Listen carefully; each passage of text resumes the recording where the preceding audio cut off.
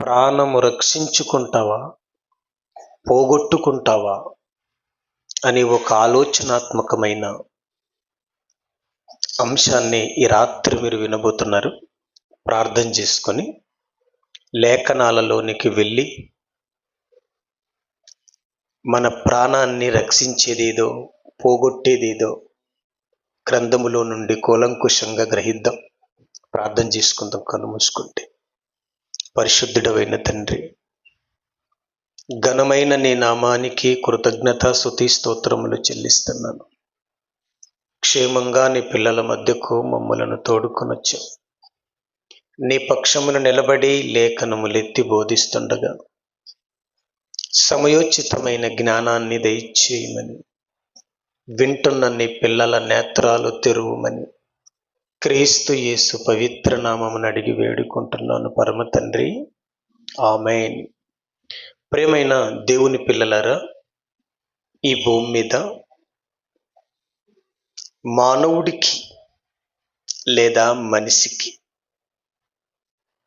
ఈ భూమి మీద పైసా విలువ తెలుసు.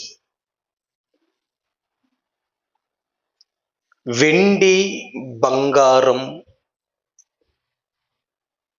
చదువులు, పదవులు, ఉద్యోగాలు, వీటి విలువ మనిషికి తెలుసు. ఇంకా చెప్పాలి అంటే ఇండ్ల విలువ తెలుసు, ఖనిజాల విలువ తెలుసు మనిషికి. వజ్ర వైడూర్యాల విలువ, ముత్యముల విలువ తెలుసు. కానీ తన ప్రాణము యొక్క విలువ తనకి తెలియదు. మనిషికి తన ప్రాణం ఎంత విలువైనదో, తన ప్రాణం యొక్క వాల్యూ మనిషికి తెలియదు అని చెప్పుటలో సందేహమే లేదు.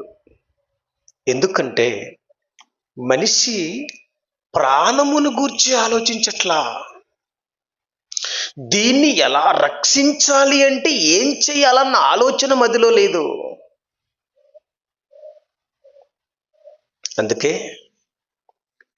2000 సంవత్సరాల క్రితం జగత్తు రక్షకుడు ఈ భూగడ్డపై ప్రవేశించి 30వ ఏట ఆయన పలికిన ఓ ఆనుముత్యము లాంటి పలుకు ప్రపంచ మేధావుల హృదయాలని కరిగించి, కదిలించి దోచుకున్న ప్రసంగమే కొండ మీద ప్రసంగం. మహాత్మా గాంధీజీని కూడా కదిలించిన ప్రసంగం కొండ మీద ప్రసంగం.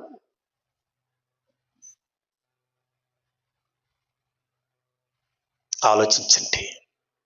ఎందరెందరో మేధావులని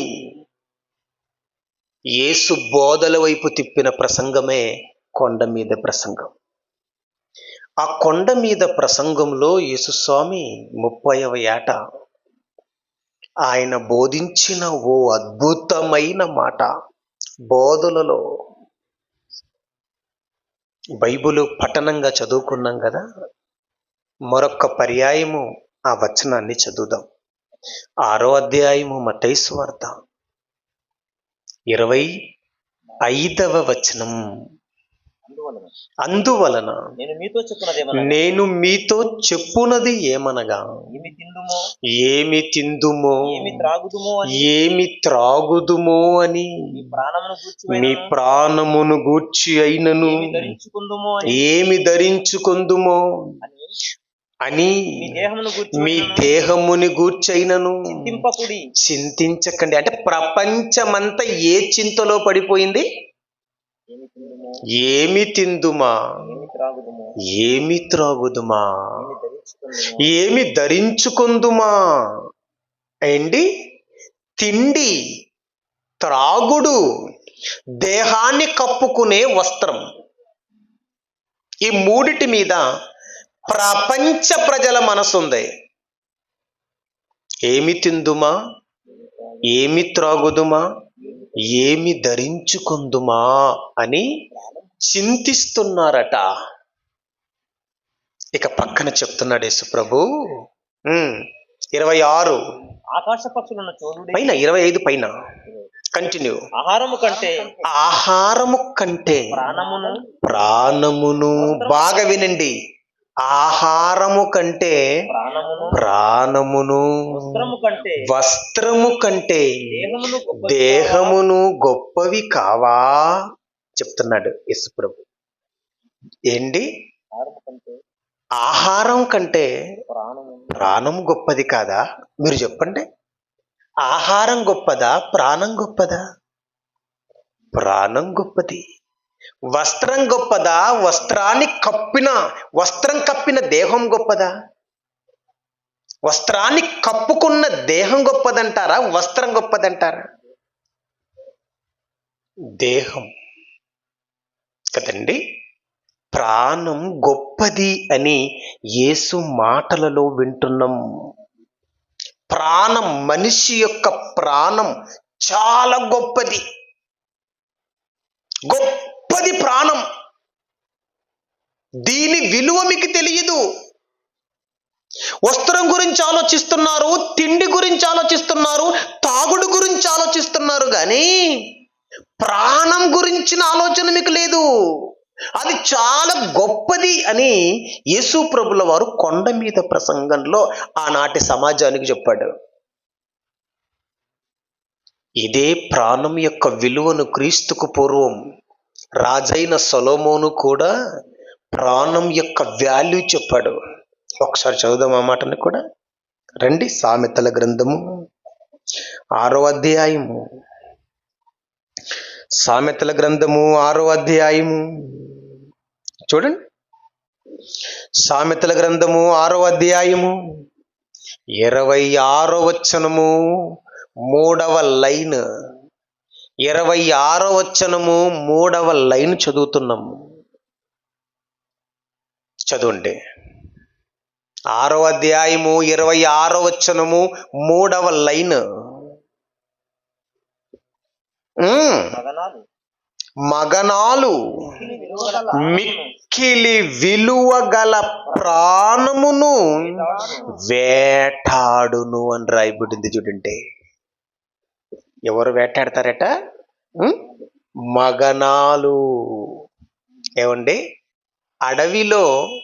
అడవిలో జంతువులను వేటాడేది ఏది చెప్పండి? సింహం, తోడేలు, ఎలుగుబంటి, పులి. ఏమండి? మృగాలు కదా జంతువులని, చిన్న చిన్న జంతువులని వేటాడుతుంటాయి, చీల్చి చెండాడుతుంటాయి. కానీ ఇక్కడ బైబిల్ ఏం చెప్తుందంటే మగనాలు ఉందట. ఆ మగనాలు మిక్కిలి విలువగల ప్రాణమును వేటాడుతుందట. మిక్కిలి విలువ కలిగిన ప్రాణం. ఎవరిదబ్బా మిక్కిలి విలువైన ప్రాణం? గొర్రెదా? మేకదా? ఏమండి? మిక్కిలి విలువైన ప్రాణం ఎవరిది చెప్పాలి. మిక్కిలి విలువైన ప్రాణం ఎవరిదంటే జంతువుది కాదు, పక్షిది కాదు. ఈ సృష్టిలో 84 లక్షల జాతుల జీవరాశులు కదులుతున్నాయి. ఏ జీవి ప్రాణం కాదు, మానవుడి ప్రాణం మిక్కిలి విలువ కలిగినది అని సొలొమోను చెప్పేశాడు. ఈ మిక్కిలి విలువ కలిగినటువంటి ఈ ప్రాణాన్ని మగనాలు వేటాడుతుందట. మగనాలంటే వేశ్య అండి. వేశ్య, వ్యభిచారము చేస్తున్న ఒక స్త్రీ పురుషుని యొక్క విలువైన ప్రాణాన్ని ఒక మృగములా వేటాడుతుందట. అదండి చెప్పాడు బైబిల్లో. పురుషులారా జాగ్రత్త, మీ ప్రాణం చాలా విలువైనది.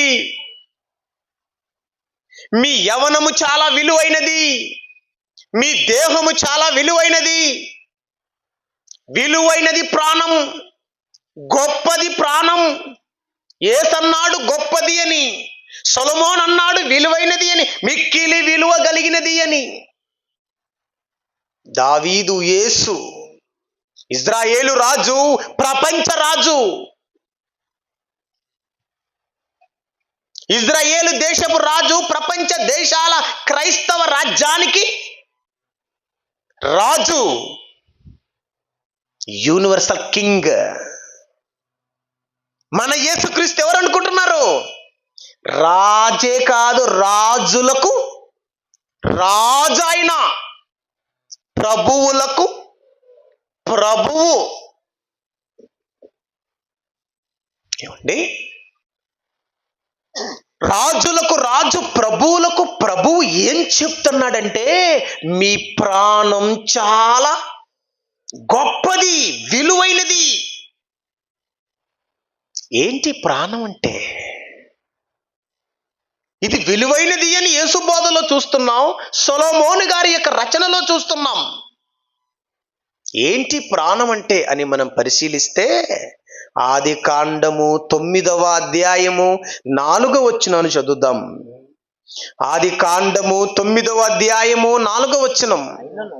అయినను మాంసమును దాని రక్తముతో మీరు తినకూడదు, ఎందుకంటే రక్తమే దాని, ఒక జంతువుకి ప్రాణం ఏదయ్యా అంటే రక్తం అని చెప్పేశాడు. మరి మనిషికి ప్రాణం ఏది? మనిషికి ప్రాణం ఏది? ద్వితీయోపదేశ కాండం చదవండి. ద్వితీయోపదేశ కాండం 12వ అధ్యాయం 23వ వచనం చదువుదాం. 23, 12, 23. ద్వితీయోపదేశ కాండం 12వ అధ్యాయం 23వ వచనం. ప్రాణం అంటే ఏంటో మనం బైబిల్లో చూస్తున్నాం. అయితే రక్తమును తిననే తినకూడదు. భద్రము సుమి. దేని తినకూడదట? దేని తినకూడదట? మాంసం తినొచ్చట. ఒక గొర్రెను కోస్తారు కదా మీరు, ఎడ్లను తింటారా? మీ ఊర్లో తింటారా? తినండి, తప్పు కాదు. కాకపోతే తక్కువ తినండి, ఎక్కువ తీసుకోవద్దు. గొర్రెలు తింటారా? ఒక ఆయన అంటారులేండి, ఏమన్నా తెలుసా, ఆకులు తిన్న మేకలట కొండలెక్కుతున్నాయట, మేకలు తిన్న మనుషులట మంచాలు ఎక్కుతున్నారట. అర్థమైందో లేదో? అర్థమవుతుందా? అంటే ఎక్కువగా మాంసాహారులు కాకుండా శాకాహారులుగా మారిపోండి. కారణం ఏంటంటే, మాంసాహారం ఎక్కువగా తీసుకోవడం వల్ల హార్ట్ మీద ప్రభావం చూపుతుంది.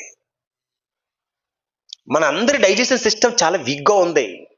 ఇప్పుడు ఈరోజు మనం తింటున్న ఆహారం, మనం పీల్చుకుంటున్న ఈ విషపు వాయువుల వల్ల లోపల అరిగించుకోలేకపోతున్నాం. ఒక్కసారి తిన్న మాంసం తింటాం కదండి, ఒక్కసారి మీరు తింటే 42 గంటలు అవ్వాలి అరిగిపోవాలంటే. అది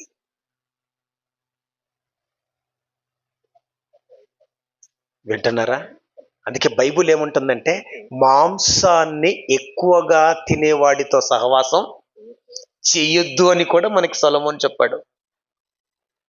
ఓకే, చదువుతున్నాం ఇప్పుడు మనం ద్వితీయోపదేశ కాండం. ఎందుకు చెప్పాడంటే, ప్రాణం, రక్తం అనేది ప్రాణం అని చెప్తున్నాడు. మాంసముతో కలిపి రక్తాన్ని తినొద్దు అంటున్నాడు. అయితే మాంసముతో కలిపి రక్తాన్ని తినొద్దు అని ఎందుకు అంటున్నాడంటే, పక్కన భద్రము సుమి ఏలయనగా రక్తము ప్రాణము. దేనికి దేనికి దేనికి రక్తము ప్రాణం? జంతువుకి, ఒక ఎద్దుకి, లేదా ఒక గొర్రెకి, ఒక మేకకు, లేదా ఒక కోడికి తీసుకోండి, ఎలాగైనా ఏ జంతువుకైనా రక్త మాంసములు కలిగిన ప్రతి జీవికి ప్రాణం ఏది అంటే చెప్పండి. ఇక రక్తం. ప్రాణం అంటే ఏంటంటే రక్తం. రక్తముతో మాంసం కలిపి తినొద్దని ఎందుకన్నాడు తెలుసా? మాంసం కడుక్కొని తినమన్నాడు. రక్తం కలపొద్దు, రక్తంతో తినొద్దు అన్నాడు. ఎందుకంటే రోగాలను ఎక్కడుంటాయి చెప్పండి, చెప్పాలి. రోగాలు ఎక్కడుంటాయి? మీకు ఏమైనా రోగం వచ్చిందని తెలియాలంటే మాంసం తీసుకుపోతారా, రక్తం తీసుకెళ్తారా? రక్తం తీసుకెళ్తారు. అంటే రోగాలన్నీ ఎక్కడుంటాయి అన్నమాట? జంతువులో కానీ మనిషిలో కానీ రోగాలు ఎక్కడుంటాయంటే రక్తంలో ఉంటాయి రోగాలు. అందుకే డాక్టర్ వెంటనే నీకు కాలు చేతులు లాగుతున్నాయి, తిన్న ఆహారం అరగట్లేదు, కాలు చేతులు కళ్ళు పచ్చగా అయిపోయాయి అనేసరికి వెంటనే ఏం టెస్ట్ పెడతారు తెలుసా డాక్టర్? నీకు లివర్ ఫంక్షన్ టెస్ట్ పెడతాడు. ఏమైనా జాండీస్ అటాక్ అయినవేమో అని, పచ్చకామర్లు వచ్చావేమో అని రాస్తాడు నీకు బ్లడ్ టెస్ట్. ఈ మాట మీకు ఎందుకు చెప్తున్నానంటే, దేవుడు ఆనాడు ఇశ్రాయేలీలతో రక్తం తినొద్దని ఎందుకన్నాడంటే, రక్తములో రోగాలుంటాయి, అది తింటే మీరు చచ్చిపోతారా, రోగాల బారిన పడతారు అని అందుకే తినొద్దన్నాడు. నా చిన్నతనంలో మా ప్రాంతంలో రక్తం కూడా ఉడకబెట్టుకొని తినేవారండి. తెలంగాణలో ఇది ఏమంటారు మీ ప్రాంతంలో? రక్త పగడం అంటారట మన ప్రాంతాల్లో. కర్ణాటకలో బాగా ఉడకపెట్టుకొని రక్తం కూడా తినేవారండి బాబు. అందుకే భద్రం సుమి అన్నాడు ఇశ్రాయేలీలతో, ఏమండి మాంసం తినొచ్చు కానీ రక్తం తినకూడదు అన్నాడు. ఎందుకంటే అందులో రోగాలు ఉంటాయండి. అంతేకాదు చాలా విలువైన ప్రాణం కూడా రక్తమే. ప్రాణం అంటే ఏంటి ఇప్పుడు చెప్పండి? ప్రాణము అంటే ఏంటి? దేహమునకు ప్రాణం రక్తం. రక్తం విలువైనది అన్నమాట. ఇప్పుడు ప్రాణం అంటే ఏంటంటే బైబిల్ చెప్తుంది రక్తం. అడుగుతున్నాం మిమ్మల్ని, రక్తము గనక ఉండాల్సినంత నీ బాడీలో లేకపోతే కళ్ళు తిరిగి కింద పడి చచ్చిపోతావు. వింటున్నారా? మనిషికి 8 నుంచి 12, 14, 15, 16 వరకు ఉండాలి. అన్ని పాయింట్లు ఉండాలి రక్తం. వింటున్నారు కదండి? బాగా వినండి. అందుకే 4, 5 పడిపోయిందంటే ఈమెకు బ్లడ్ ఎక్కించాలంటారు డాక్టర్స్.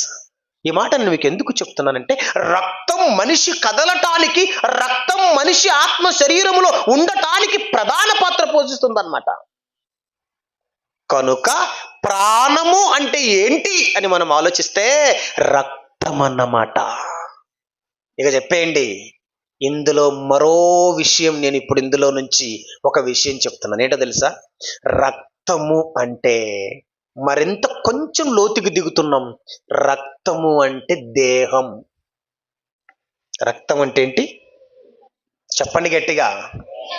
దేహం. దేహములో ఉంది రక్తం. రక్తం ప్రాణం.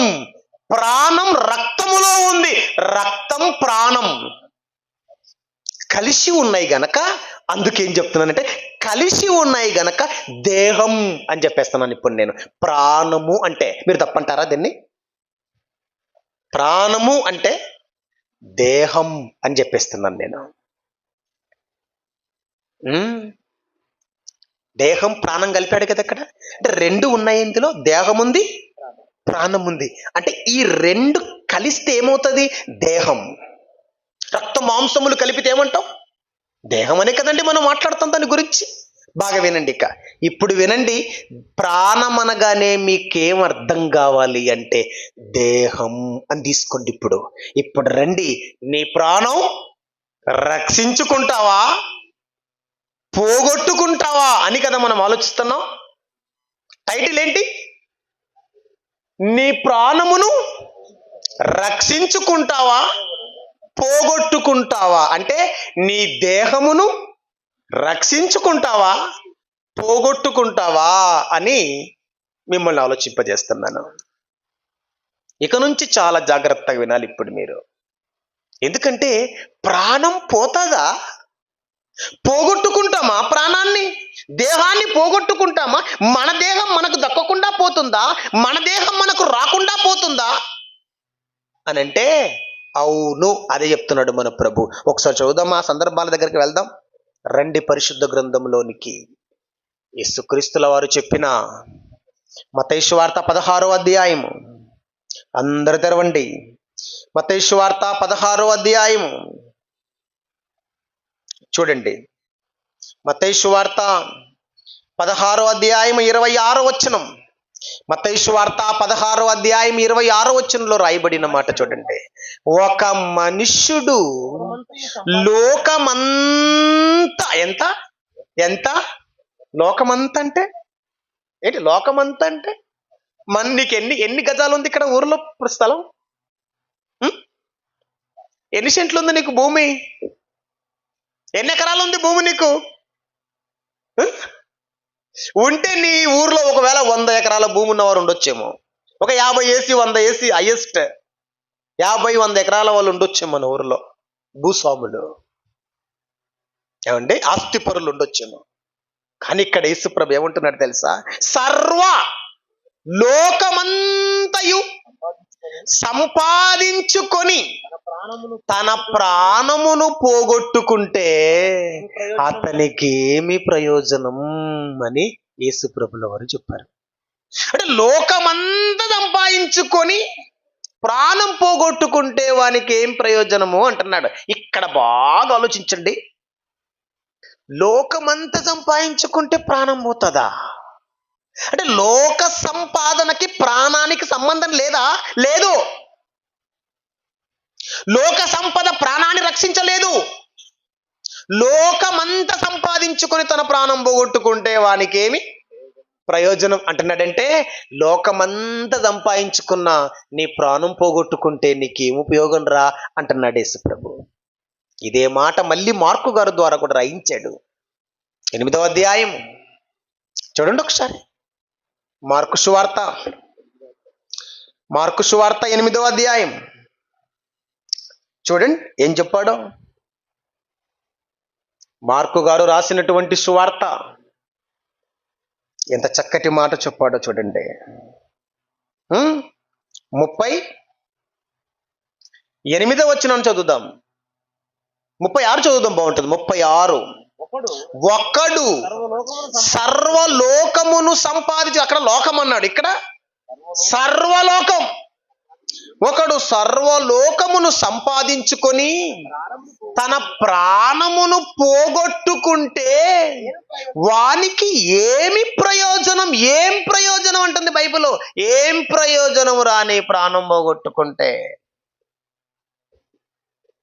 బాగా ఆలోచించండి. అంటే ప్రాణం పోతుందా? చెప్పండి, పోతుందా? సర్వలోకాన్ని సంపాదించుకున్నా నీ ప్రాణం పోతుంది. లోకమంతా సంపాదించుకున్నా నీ ప్రాణం పోగొట్టుకుంటావు. ఏమండి, బాగా ఆలోచించండి. ప్రాణం పోతదట. బాగా వినండి.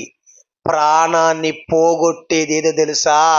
ఈ లోకం, ఈ లోక సంపద ప్రాణాన్ని పోగొడుతుంది.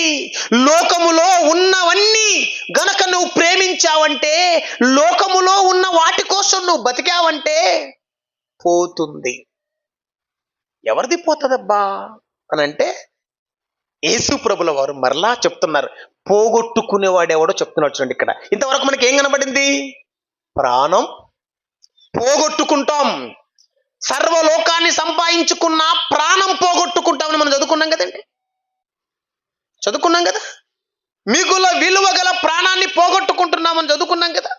గొప్ప ప్రాణం అని మనం చదువుకున్నాం కదా. ప్రాణం అంటే రక్తం, రక్తం మిళితమైన దేహం అని మనం ఆలోచించాం కదా. దీన్ని పోగొట్టుకుంటామట. ఇది మనకి దక్కదట. ఎవరికి దక్కదండి? ఎవరు పోగొట్టుకుంటారు ప్రాణాన్ని అని మనం ఆలోచిస్తే మన ప్రభు అయిన యేసుక్రీస్తు స్పష్టంగా చెప్పాడు. చదవండి, ఎవరు పోగొట్టుకుంటారు?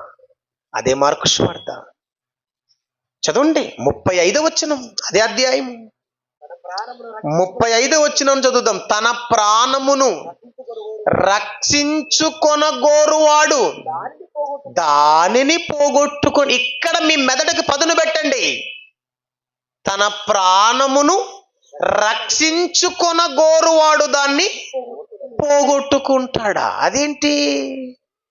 ప్రాణాన్ని రక్షించుకునేవాడు దాన్ని పోగొట్టుకుంటాడట. బాగా ఆలోచించాలి. ప్రాణాన్ని రక్షించుకునేవాడు దాన్ని పోగొట్టుకుంటాడట.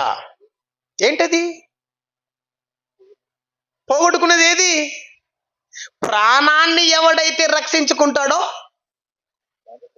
దాన్ని దేన్ని పోగొట్టుకుంటాం? ప్రాణం పోగొట్టుకుంటామట. బాగా వినండి, కొంచెం మెదడికి పదును పెట్టండి, ఆలోచించండి. ప్రాణాన్ని గనక మనము రక్షించుకుంటే ఆ ప్రాణం ఏమవుతుందట? పోగొట్టుకుంటామట. ఇదే మాట మళ్ళీ మత్తయి సువార్తలోకి రండి.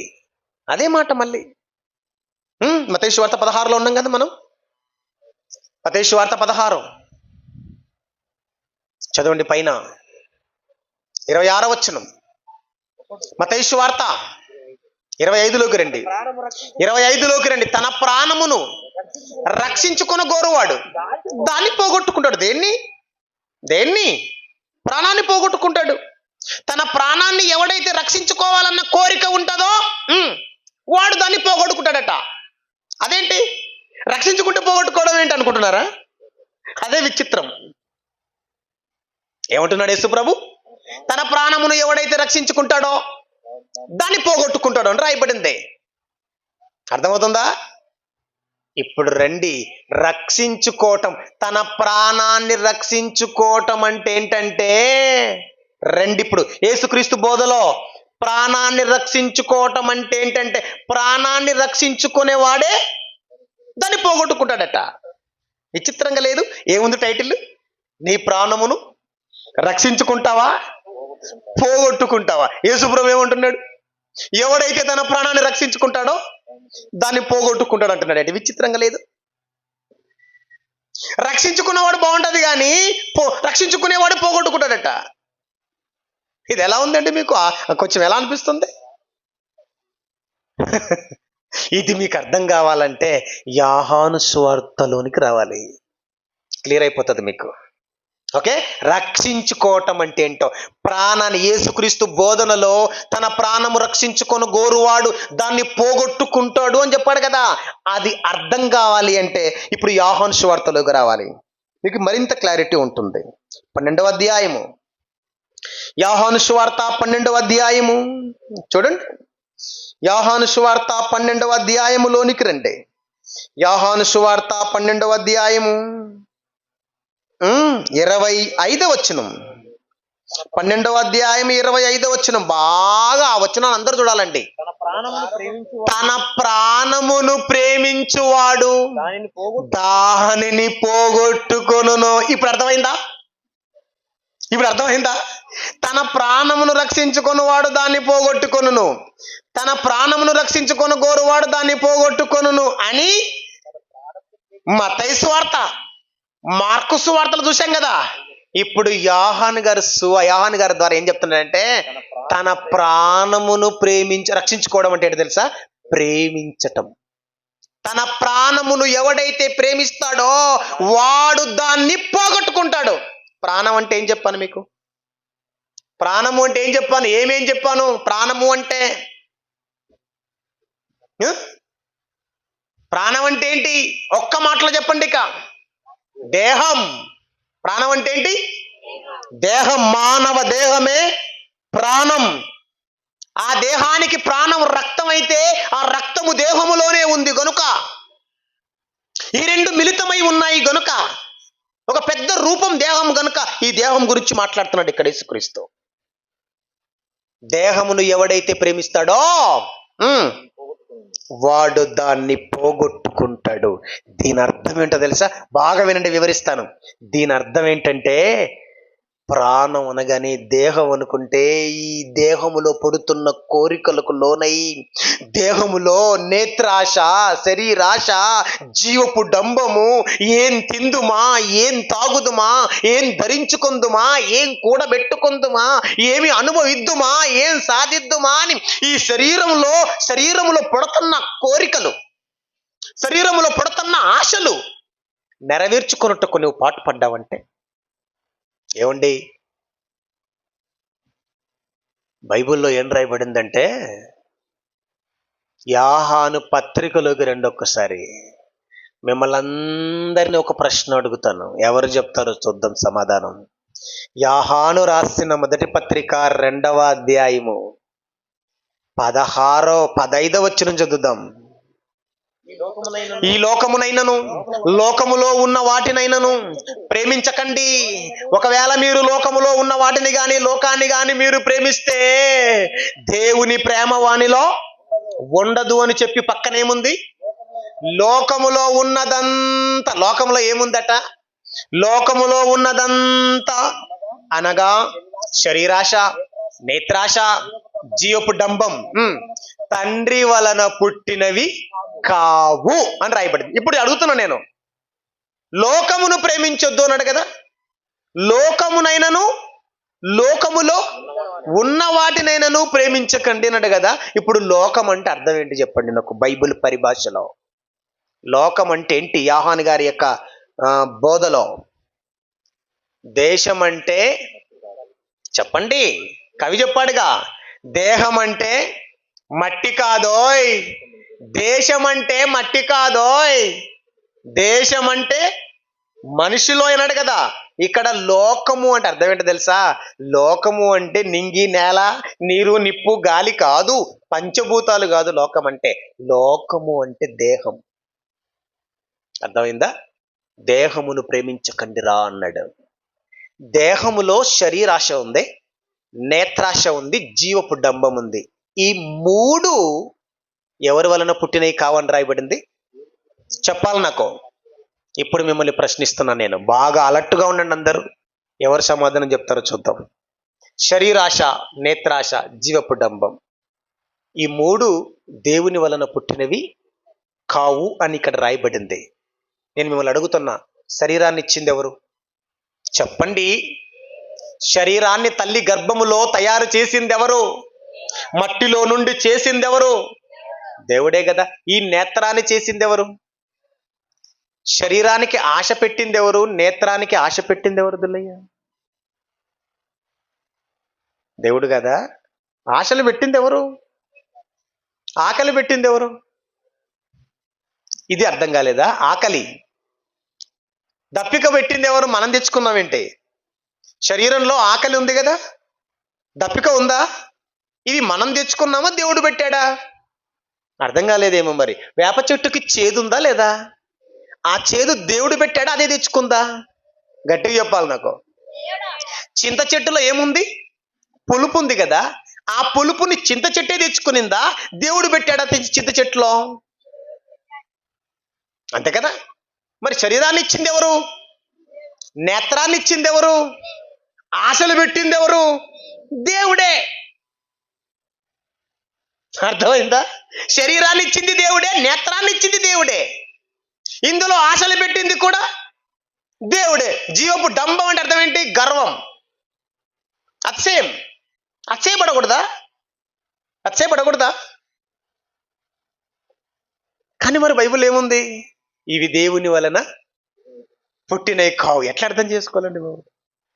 పెట్టిందే దేవుడు, శరీరాన్ని ఇచ్చింది దేవుడే, నేత్రాన్ని ఇచ్చింది దేవుడే, కానీ ఇవి దేవుని వలన పుట్టినవి కావు అంటున్నాడు. ఎట్లా అర్థం చేసుకోవాలి వీటిని?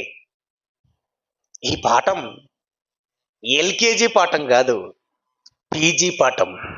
ఏ పాఠం? LKG to PG. PG student చెప్పే పాఠం ఇది. ఇక్కడ ఏంటి? బాగా వినండి. దీని అర్థం ఏంటో చెప్తాను ఇప్పుడు మీకు. శరీరాశ, నేత్రాశ, ఆశలు పెట్టింది దేవుడే. బాగా ఆలోచించండి మీరు. ఆశలు పెట్టింది దేవుడే. అయితే క్రైస్తవుని ఆశలకు లేదా మనిషి ఆశలకు పరిమితి ఉందా లేదా? చెప్పాలి నాకు. పరిమితి ఉందా లేదా? ఆశలు పెట్టింది దేవుడా కదా? దేవుడే. మిమ్మల్ని ఒక చిన్న ఎగ్జాంపుల్, ఏమనుకోకండి, యథార్థంగా మనలో మనం ఆలోచించుకుందాం. ఏంటో తెలుసా? ఒక భార్యని భర్త ఆశించడం తప్పంటారా, న్యాయం అంటారా? చెప్పండి. ఏమంటారేంటి? ఒక భర్త తన భార్యని ఆశించడం తప్ప ఒప్ప? న్యాయమేనా? చిన్న పిల్లలు చెప్తున్నారండి బాబు. తప్పైతే కాదని. ఎందుకంటే వివాహం అన్ని విషయములలో ఘనమైనది, పాన్పు నిష్కల్మషమైనదని బైబిల్ చెప్తుంది. భార్య భర్తల కలయిక పవిత్రమైనది. అర్థమైందా? దేవుడు పెట్టిన ధర్మం ఇది, పవిత్రమైన బంధం ఇది. బాగా వినండి.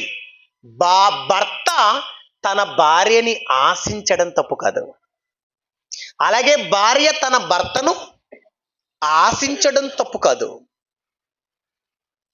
వినండి, ఇది దేవుడు పెట్టిన ఆశలు ఇవి. వినండి, మన ఆశలకు పరిమితి ఉందంటున్నాను, మళ్ళీ చెప్తున్నా. నీ బావిలోని నీరు నీవు త్రాగొచ్చు, నీ వండుకున్న అన్నం కుండలోని అన్నం, నీ ఇంట్లో ఉన్న అన్నం కుండలోని అన్నం నువ్వు తినొచ్చు. పక్కింటి వాని ఇంట్లో ఉన్న కుండలోని అన్నం తెచ్చుకుంటే, నీ ఇంట్లో నువ్వు సంపాదించుకున్న బంగారం నువ్వు పెట్టుకోవచ్చు, పక్కింట్లో ఉన్నవారు బంగారం తెచ్చుకొని నువ్వు దొంగులుకొని పెట్టుకుంటే చెప్పండి, దాన్ని ఏమంటారు? అర్థమైందా? అర్థమవుతుందా? ఇక్కడ ఏంటంటే, దీని అర్థం ఏంటంటే, క్రైస్తవుడికి మానవుడి ఆశలకి పరిమితి ఉంది. ఆశలకి ఏముంది? పరిమితి ఉంది. పరిమితి ఉంది, న్యాయం ఉంది. భార్య భర్తను ఆశించడం పరిమితి, న్యాయం. భర్త భార్యను ఆశించడం న్యాయం. తన ఇంట్లోని ఆహారం తినడం న్యాయం. తన బావిలోని నీరు తాగడం న్యాయం. నీది తినొచ్చు, నువ్వు నీ గొర్రె కోసుకొని తినొచ్చు, పక్కింటి వాడిని గొర్రె పట్టుకొచ్చుకొని కూర్చుంటే ఎలా ఉంటుంది? నీ ఇంట్లో ఉన్న కోడి, నీ గంప కింద ఉన్న కోడి తీసుకొని కోసుకొని తినొచ్చు. నువ్వు పక్కింటి వాడిని గంప కింద ఉన్న కోడి పట్టుకొచ్చుకుంటే దాన్ని ఏమంటారు? అది తప్పు. అంటే దీని అర్థం ఏంటంటే, ఇప్పుడు చెప్తాను, బాగా వినండి. అంటే దేవుడు నీకిచ్చిన పరిధిలో న్యాయంగా దేవుడు పెట్టిన క్రమం ఏంటంటే, నీ దాన్ని నువ్వు ఆశించాలి. అర్థమైందా? నీ దాన్ని నువ్వు, నీది అది కావాలా? నీ భార్య కావాలి, నీ భర్త కావాలి, అది నీది కావాలి. నీ బంగారం పెట్టుకో, నీ నీళ్లు నీవు తాగు, నీ అన్నం నీవు తిను, నీ జంతువు నువ్వు కోసుకొని తిను, నీ చెట్టు పండు నువ్వు తిను. పరాయి వారిని ఆశించొద్దు. ఇప్పుడు వినండి, దీని అర్థం ఏంటంటే, నీ అనేవి ఏవైతే ఉన్నాయో వాటన్నిటిని ఆశించుటలో తప్పు లేదు, అది పరిమితి. నీదు కాని దాన్ని ఆశించడమే అదే దురాశ. ఆ ఆశను దేవుడు పెట్టలేదు. అది తండ్రి వలన నీ భార్య వరకే నువ్వు ఆశించాలి. పరాయి స్త్రీ, ప్రపంచ సుందరైన నీ కళ్ళ ముందు నిలబడిన కదలికలు రాకూడదు నీకు. ఆశ పడ్డావంటే అదే నీ శరీరం నుండి పుట్టిన దురాశ. అది తండ్రి వలనది పుట్టినది. తండ్రి వల్ల పుట్టినది ఏంటి? నీ భార్య, అంతే. అది పరిమితి. నీ ఆశకు దాటొద్దు, అద్దు. మన బార్డర్లో ఉండాలి. మన బార్డర్ దాటితే ఆ దేశస్తులు మనల్ని శిక్షిస్తారు.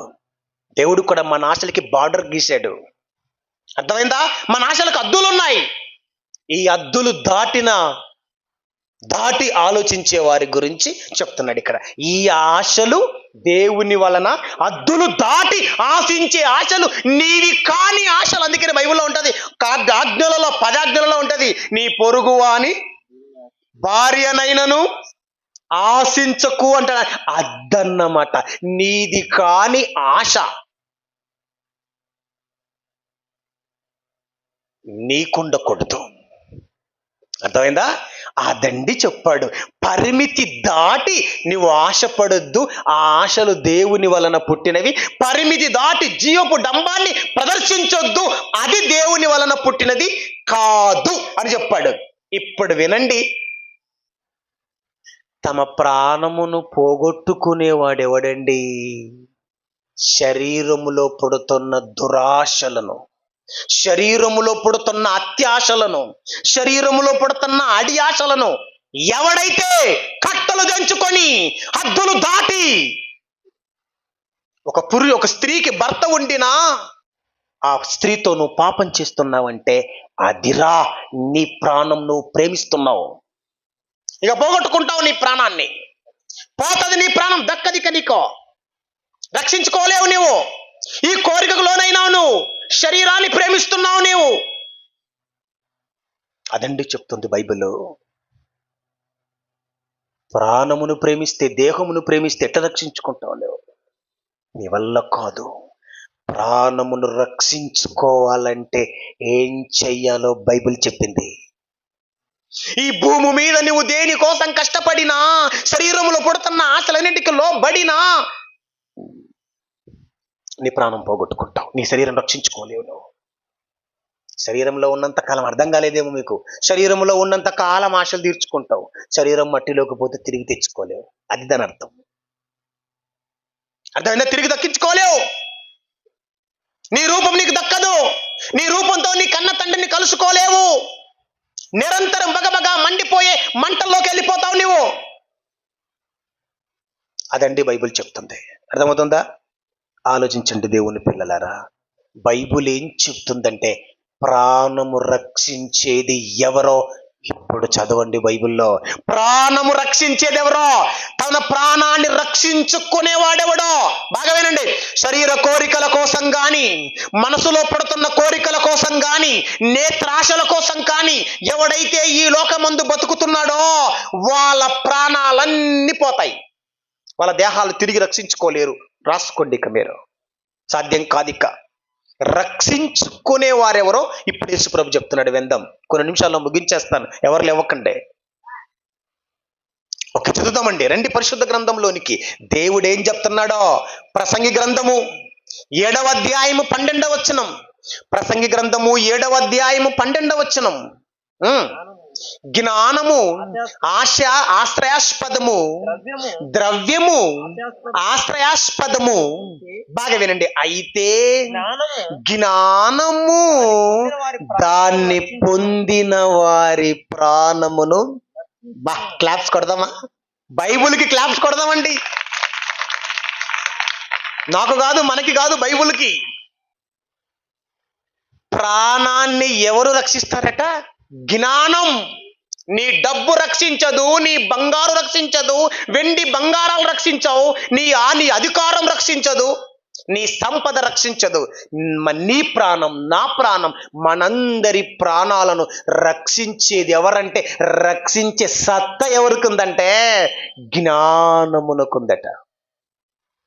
ఎవరి జ్ఞానం? దేవుని. 2 జ్ఞానాలు ఉన్నాయి సుమా. ఒకటి ప్రకృతి సంబంధమైన జ్ఞానం ఉంది, దేవుని సంబంధమైన జ్ఞానం ఉంది. దేవుని జ్ఞానమట మన ప్రాణమును రక్షిస్తుందట. ప్రాణం రక్షిస్తుంది జ్ఞానం. అవును, రక్షిస్తుంది. ఏంటబ్బా జ్ఞానం అంటే ఏంటి? ఎక్కడుంది అనుకుంటున్నారా? చదవండి. కొరింథీయులకు రాసిన మొదటి పత్రిక 1వ అధ్యాయం 24వ వచనం. ఆయన, చదవండి ఒకసారి మాట, ఎంత బాగుందో. కొరింథీయులకు రాసిన మొదటి పత్రిక జ్ఞానానికి నిర్వచనం చెప్తున్నాడు పౌలు గారు. జ్ఞానానికి అర్థం చెప్తున్నాడు సర్వసత్యంలో పరిశుద్ధాత్మ దేవుడు. 24వ వచనం. మొదటి పత్రిక 1వ అధ్యాయం 24వ వచనం. కొరింథీయులకు రాసిన మొదటి పత్రిక 1వ అధ్యాయం 24వ వచనం.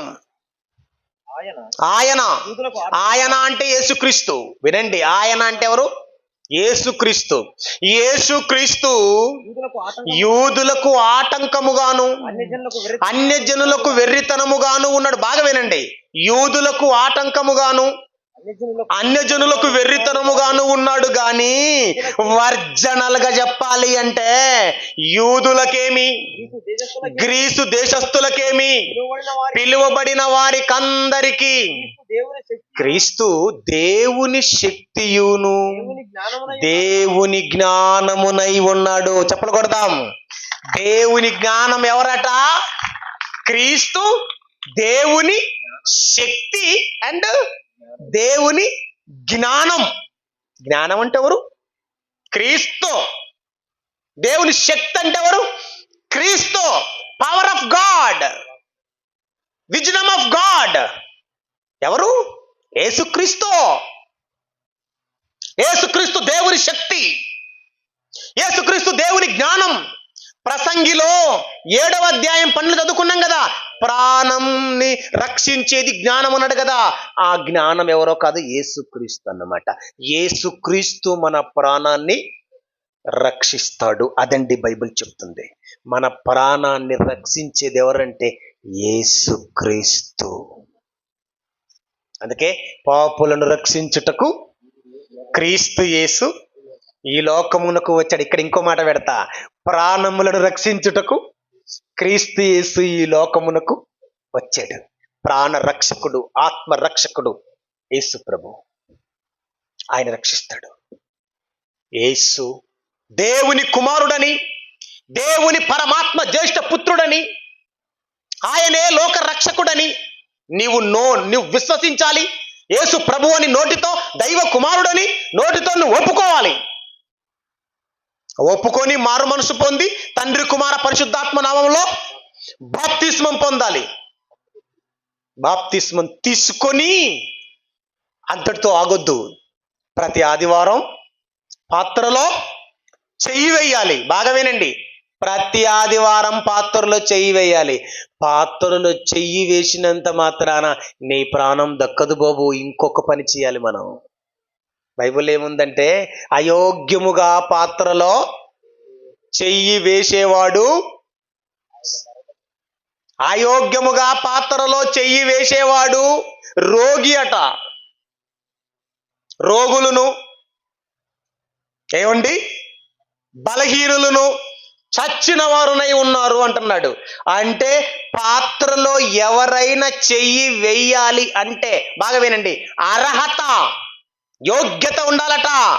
బాగుంది, వచ్చావు ప్రభు దగ్గరికి, విశ్వాసం ఉంచావు, మారు మనసు పొందావు, బాప్తిస్మం తీసుకున్నావు, బైబిల్ చదువుతున్నావు, పవిత్ర ప్రవర్తన కలిగి జీవిస్తున్నావు, వెరీ గుడ్. అయితే పాత్రలో చెయ్యి వేస్తున్న నీవు భూమి మీద ఏం చేయాలో తెలుసా? అయోగ్యంగా పాత్రలో చెయ్యి వేయకూడదు. ఏంటి యోగ్యత అంటే? ఏంటి యోగ్యత అంటే ఏంటో కాదు, మన ప్రభు కొరింథీ పత్రికలో చెప్పేశాడు. యోగ్యులంటే ఎవరు తెలుసా? పాత్రకు యోగ్యులు ఎవరంటే 26వ వచనంలో ఉంటుంది. 11 కొరింథీలకు రాసిన మొదటి పత్రిక 11వ అధ్యాయము. ప్రభు పాత్రలో చెయ్యి వెయ్యాలంటే నీ చెయ్యి గడగడ గడగడ వనకాలి. ఏమనుకుంటున్నావో నువ్వు? పాత్ర అంటే ద్రాక్షరసం అనుకుంటున్నావేమో నువ్వు. పాత్ర అంటే రొట్టె అనుకుంటున్నావేమో నువ్వు. కాదయ్యా, పాత్ర అంటే యేసుక్రీస్తు శరీరం, రక్తం. ఎవడు అయోగ్యముగా పాత్రలో చెయ్యి వేయునో, లేక ఆయన పాత్రలోని తాగునో, వాడు ప్రభు యొక్క శరీరమును గూర్చియు రక్తమును గూర్చియు అపరాధి. ఏమవుతాడట? రక్తపరాధి. ఎవరండి రక్తపరాధి? ఎవరండి చెప్పండి? రక్తపరాధి ఎవరు? కీర్తనలో ఉంటది, రక్తపరాధులను వంచకులను సగము కాలమైనను బ్రతకరు అని రాయబడి ఉంటది. రక్తపరాధులంటే యేసుక్రీస్తు రక్తపరాధులుగా మారిపోతాం మనం. ఎలా చెయ్యేస్తే? అయోగ్యముగా చేతులు వేస్తే. ఇందుకు యోగ్యంగా చేతులు వేయటం అంటే ఏంటయ్యా చెప్తున్నాడు పక్కన. కంటిన్యూ 26. కాబట్టి ప్రతి మనుషుడు తన్ను తాను పరీక్షించుకొని అలాగు చేసి ఆ రొట్టెను తిని ఆ పాత్రలోని త్రాగవలెను. బాగా వినండి, ప్రభు కింద మాట అది ఆయన మరణాన్ని, ఆ వచనం చదవండి నాన్న. ఆయన మరణాన్ని, ఆయన వచ్చు వరకు, వచనం చెప్పండి 26వ వచనం, మీరు ఈ రొట్టెను తిని ఈ పాత్రలోని త్రాగునప్పుడెల్లా, ఎప్పుడు తాగుతారు మీరు? ఎప్పుడు తాగుతారు? ఎప్పుడు తాగునప్పుడెల్లా ప్రభు వచ్చు వరకు ఆయన మరణమును ప్రచురించుదురు. యోగ్యులంటే ఎవరండి? ఆయన మరణాన్ని ప్రచురించేవారు. పవిత్ర ప్రవర్తన నెంబర్ 1 క్వాలిఫికేషన్ ఉండాలి ఖచ్చితంగా. 2వ విషయం పరిపూర్ణతలోనికి తీసుకొచ్చేది అదే. ఏం చేయాలట? ఆయన మరణాన్ని ప్రచురించేవాడే తన ప్రాణమును రక్షించుకుంటాడు. అదండి ప్రభు చెప్పాడు. అక్కడ ఉంది, చదవండి ఇప్పుడు మళ్ళీ. మార్కు సువార్తలోకి రండి ఇప్పుడు. 8వ అధ్యాయం 35వ వచనం. మార్కు సువార్త 8:35లో ఉంది చూడండి. తన ప్రాణమును రక్షించుకొని గోరువాడు దానిని పోగొట్టుకుంటాడు.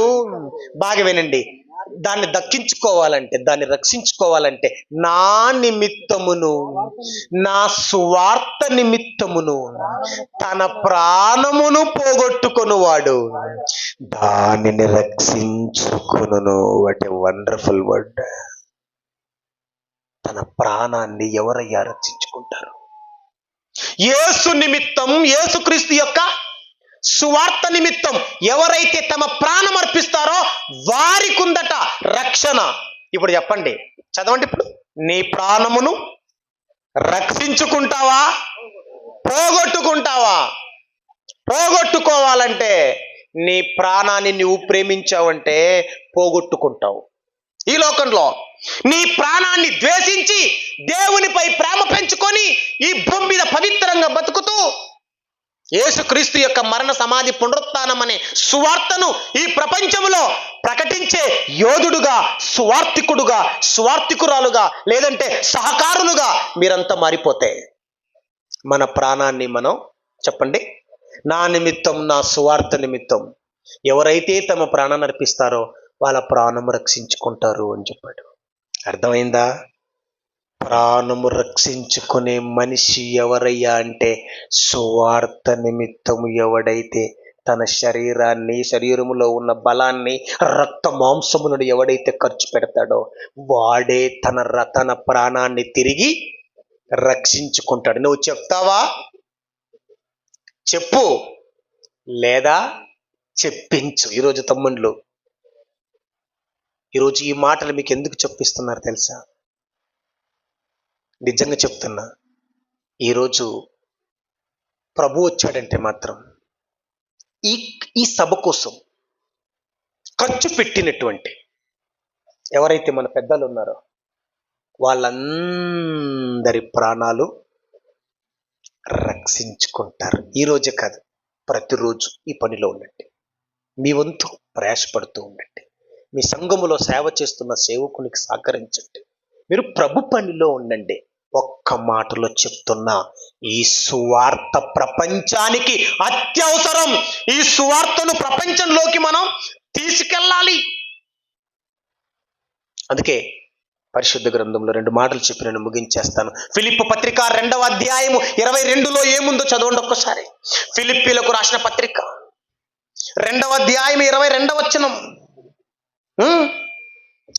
చదవండి ఒకసారి. ఫిలిప్పీ పత్రిక 2వ అధ్యాయం 22వ వచనం. తిమోతి గురించి అపోస్తలుడైన పౌలు గారు మాట్లాడుతున్నారు. అతని యోగ్యతను గురించి మీరు వింటిరి కదా. తండ్రికి కుమారుడు ఎలాగూ సేవ చేయునో అలాగే అతడు నాతో కూడా సువార్త వ్యాపకము నిమిత్తము సేవ చేసెను. ఏం చేయుటకు సేవ చేశాడంటే, ఏం చేయాలని? సువార్త వ్యాప్తి చెందాల. సువార్త లేని చోటికి సువార్త వెళ్ళాలి. సువార్త వ్యాప్తి చెందాలి. పల్లెలు, పట్టణాలు, మీ ఊరు వస్తుంటేనండి ఆ రోడ్డు చాలా భయంకరంగా ఉందండి. అసలు ఏంటన్నా ఇలా ఉంది అంటే జక్రైనా మాట్లాడుతున్నాడు నాతో. ఏంటన్నయ్యా, ఈ ఊరు కూడా వచ్చిందా సువార్త అని. అవును, మంజర్లా బురద ఉంది కదన్నా రోడ్లు, ఇక్కడికి వచ్చిందా అంటే ఇక్కడ కూడా ఉన్నారు పరలోక పౌరులు. ఇక్కడ కూడా ఉన్నారు తమ ప్రాణాలను రక్షించుకునే యోధులు అని నేను చెప్పాను. అవును, దేవుని పిల్లలారా, సువార్త వ్యాపకం కోసం కష్టపడదాం. ఈ ప్రపంచంలో వేగంగా వెళ్లాల్సింది అంబులెన్స్ కారు కాదు. ప్రపంచంలో వేగంగా వెళ్లాల్సింది అంతరిక్ష నౌక కాదు, ఏరోప్లైన్ కాదు, ఏంటి హెలికాప్టర్ కాదు. వేగంగా వెళ్లాల్సింది ఏంటి తెలుసా? సువార్త ప్రపంచ నలుమూలలోకి వెళ్ళిపోవాలా, అర్జెంటుగా వెళ్ళిపోవాలా ప్రపంచంలోకి. ఎందుకంటే సువార్త వలనే లోకానికి రక్షణ, లేకపోతే మరో దిక్కు లేదు. అందుకని మీ అందరికి చెప్తున్నా, మీ ప్రాణము రక్షించుకోవాలనుకుంటే ఒక నిర్ణయం తీసుకోండి. ఆ నిర్ణయం ఏంటో తెలుసా? ఒక ఆయన 2000 సంవత్సరాల క్రితం ఒక మహనీయుడు నిర్ణయం తీసుకున్నాడు. ఆ నిర్ణయమే ఈ రాత్రి మీరు తీసుకొని కదలండి. మీ ప్రాణం మీరు రక్షించుకుంటారు, మీ ప్రాణాలు మీరు రక్షించుకుంటారు. పోగొట్టుకోకండి. ముగింపు మాట చదువుకొని ముగించేసుకుందాం. ఆ భక్తుడు ఎవరో చదవండి ఒకసారి. అపోస్తుల కార్యాలు 20వ అధ్యాయము. అపోస్తుల కార్యాలు 20వ అధ్యాయము 24వ వచనములో ఒక భక్తుడు తన ప్రాణాన్ని రక్షించుకొనుటకు ఆయన పడతన్న ఆరాటం, ఆయన ఆత్మ పడతన్న ఆ బాధ చూడండి ఒకసారి మీరు. ఆత్మ యొక్క ఆక్రందన చూడండి ఎలా కష్టపడుతుందో. శరీరంలో ఉన్నాను కదా, నేను నా ప్రాణం రక్షించుకోవాలని ఎలా పాట పడుతున్నాడు చూడండి. అయితే దేవుని కృపాసు వార్తను గూర్చి సాక్ష్యమిచ్చుటయందు నా పరుగును నేను ప్రభువైన యేసు వలన పొందిన పరిచర్యను తుదముట్టింపవలనని నా ప్రాణమును నాకెంత మాత్రము ప్రియమైనదిగా ఎంచుకొనటలేదు. బా, ఎవరయ్యా ఇతని? ఎవరైనా అపోస్తులుడైన పౌలు గారు, నా ప్రాణం నాకు ప్రియమైనది కాదు, నా ప్రభువే నాకు ప్రియమైన వాడు, నా ప్రభు సువార్తే నాకు ప్రియమైనది గాని నా ప్రాణం ప్రియమైనది కాదు అని కదిలాడు. ఇక్కడ కూర్చున్న నా ప్రియ సోదరి సహోదరుడా, నీ ప్రాణమును రక్షించుకుంటావా, పోగొట్టుకుంటావా? పాపం చేస్తూ శరీరాశలకు లోనై అద్దులు దాటి అక్రమంగా భూమి మీద బతికావో నీ ప్రాణం పోతుంది, నీ ఆత్మ పోతుంది. నీ ఆత్మ నీ ప్రాణం నిత్య నాశనంలోకి వెళ్ళిపోతాయి. నీ ప్రాణం రక్షించుకోవాలనుకుంటే ఈ రోజు నుంచి పవిత్రంగా బతకండి. శరీరాశలను అనగదొక్కండి. శరీరములో పడుతున్న దురాశలను బంధించండి. ఆశా నిగ్రహం కలిగి సువార్త పనిలో అందరూ ఏకమై సువార్త వ్యాప్తి కోసం పాటుపడండి. బ్రతికితే మరలా కలుసుకుందాం. ఈ మాట ఎందుకుంటున్నానంటే ముగిస్తున్నాను గనక. బ్రతికితే మరలా కలుసుకుందాం. ప్రభు రాకడ ఆలస్యమైతే, చనిపోతే పరలోకంలో కలుసుకుందాం. నా ప్రాణం నేను రక్షించుకుంటాను, మీ ప్రాణం మీరు రక్షించుకోండి ప్లీజ్. కళ్ళు మూసుకోండి, ప్రార్థన చేసుకోండి. మన ప్రాణం చాలా విలువైనది, మోసపోకండి ప్లీజ్. 2 నిమిషాల శరీర సుఖాల కోసం వ్యభిచారాలలో పడకండి. అల్పకాల సుఖం కోసం పాపములో పడకండి. మీ జీవితాలు బాగు చేసుకోండి. మన తండ్రి దేవుడమ్మా.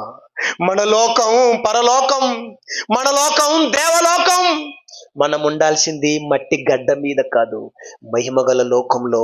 మనం ఉండాల్సింది మట్టి శరీరంలో కాదు, మహిమగల శరీరంలోనికి మనం వెళ్ళిపోవాలి. కలుముసుకోండి, ప్రార్థన చేస్తాం. నాయనా, నీ ప్రాణమును రక్షించుకుంటావా, పోగొట్టుకుంటావా అని నీ పిల్లలకు లేఖనములు ఎత్తి బోధించాను. ఏమాత్రం ప్రవర్తనలో తేడా జరిగితే పోగొట్టుకుంటాం. శరీరంలో పడుతున్న దురాశలకు లోనైతే, అత్యాశలకు లోనైతే ప్రాణం పోతుంది అని నీ పిల్లలకి చెప్పాను. ఆశలను అనగదొక్కి పవిత్రంగా బతుకుతూ సువార్త వ్యాప్తి కోసం కష్టపడితే ప్రాణం దక్కుతుంది, రక్షించుకుంటాము. ప్రాణాన్ని ద్వేషించి దేవుని పనిలో మీ ప్రాణం పణంగా పెట్టండి అని చెప్పాను. సువార్త కోసం సహోదరుల నిమిత్తం ప్రాణం పెట్టండి, సువార్త నిమిత్తం ప్రాణం పెట్టండి అని నీ పిల్లలకు గొంతెత్తి చెప్పాను. చెప్పిన నేను చెప్పినట్టుగా, విన్న నీ పిల్లలు విన్నట్టుగా మరణం వరకు మేమంతా సువార్త వ్యాప్తిలో మా ప్రాణాలు అర్పించి నిన్ను కలుసుకునే భాగ్యాన్ని దయచేయమని వేడుకుంటున్నాం. మా ప్రాణాలను మేము దక్కించుకొని యేసు 2వ రాకడతో నీ చెంతకు చేరుకునే ఉన్నత భాగ్యాన్ని మాకు దయచేయమని నీ పాదములు పట్టుకుని బ్రతిమలాడుతూ, ఈ సభ నిమిత్తం ప్రయాసపడిన, ప్రత్యక్షంగా పరోక్షంగా కష్టపడిన సంఘమును, యూతుని, స్థానిక సంఘ కాపరిని, పెద్దలు